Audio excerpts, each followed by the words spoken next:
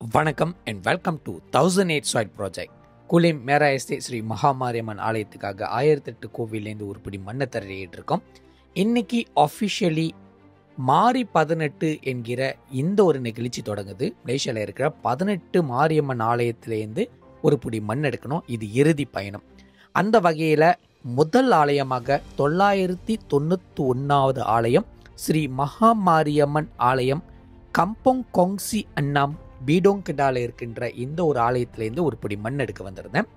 கோவில் தலைவரும் மண்ணு கொடுக்குறோன்னு சொல்லிட்டு அவரும் முன் வந்து கோவிலோட அனைத்து வரலாறும் சொல்லியிருந்தாரு. முன்பு இந்த ஒரு கொங்சி எண்ணாம் வரத்துக்கு, அதோட பேர் வரத்துக்கு முன்னாடி சுங்காய் தொப்பவாங் டிவிஷன் நம்பர் 2 தான் இதோட பெயர்.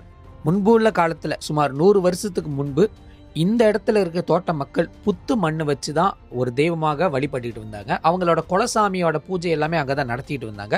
பிறகு அந்த புத்து மண்ணு கோவிலாக மாறினுச்சு, கோவில் ஆலயமாக மாறி இருக்கு. அந்த பயணத்தில் பல பேரோட கான்ட்ரிபியூஷன் இந்த ஆலயத்துக்கு, பல பேரோட சப்போர்ட்ஸ், பல பேரோட உழைப்பு இந்த ஆலயத்தில் இருக்கு.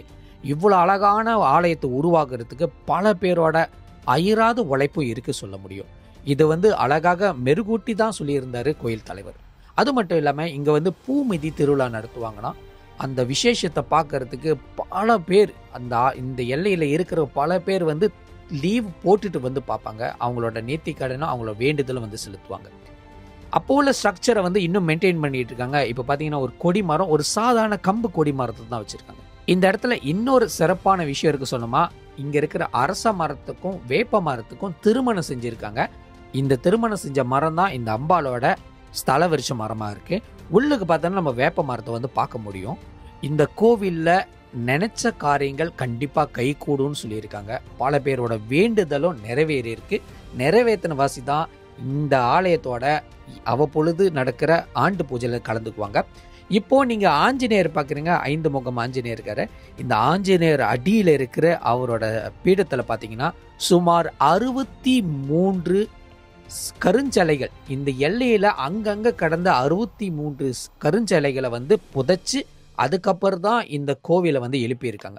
முன்புள்ள காலத்துல அங்கங்க தோட்டப்புறத்துல இடம் மாறி போன கோயில சாமியை உடைச்சு போட்டுருவாங்க, சாதாரண சிலைங்க தூக்கி போட்டுருவாங்க. அந்த சிலைகள்லாம் திரட்டி வச்சு இங்க பூமிக்குள்ள பிரதிஷ்டம் பண்ணிட்டாங்க. இந்த அம்பாளுக்கு வருடா வருடம் 31 ஆகஸ்ட் தான் அவங்களுக்கு திருவிழா. என்னைக்குமே மாறினது கிடையாது. சுமார் 60 வருஷத்துக்கு மேற்பட்டு இந்த இடத்துல நடத்தப்பட்ட திருவிழா 31 ஆகஸ்ட்னா கண்டிப்பா இந்த எல்லைக்கு வரலாம். கண்டிப்பா இந்த ஊர்ல திருவிழா நடக்கும். அந்த காலத்து ஐயா அவங்களோட கோபுரத்துல ஏற்றி வச்சிருக்காங்க. புதிய ஐயா வச்சு வழிபட்டுக்கிட்டு இருக்கும் போது பலவிதமான நல்ல சுவாரஸ்யமான விஷயங்கள் இந்த எல்லையில நடந்துகிட்டே இருக்குன்னு சொல்லியிருக்காங்க. நாகம்மனுக்கும் தனிப்பட்ட ஒரு முறையில ஆலயத்தை உருவாக்கியிருக்காங்க. அவங்கள வெறும் புத்துல வச்சிருக்க அதே இடத்த ரிமைன் பண்ணி புதிய புத்து உருவாக்கியிருக்காங்க.